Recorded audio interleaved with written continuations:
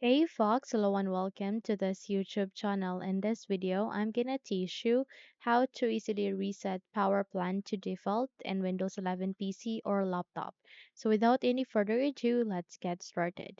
Firstly, you need to navigate here at the bottom search bar and type for control panel.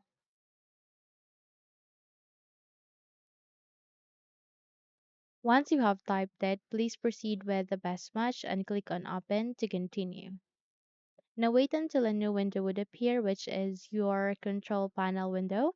And if your window or view doesn't look like this, simply proceed at the upper right side of the screen, go with view by and change that into large icons. Once done, you need to look for a option called power options.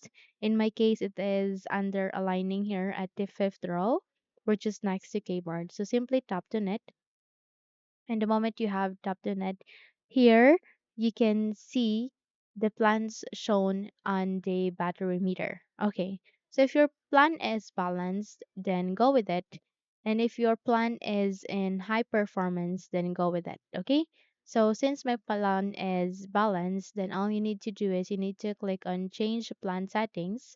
And the moment you have the click on change settings for the plan, which is balanced, in my case, I have here two options, which is change advanced power settings and restore default settings for this plan. So all you need to do is you need to click on restore default settings for this plan and click on yes. And in that way, you have just successfully reset or restored default settings here in your Windows or computer. So simply close this window and you're good to go. Now, if you think this video helped you, then don't forget to subscribe. Hit the like button as well as the bell icon to be updated for more tutorials like this. Thank you for watching this video and have a good day.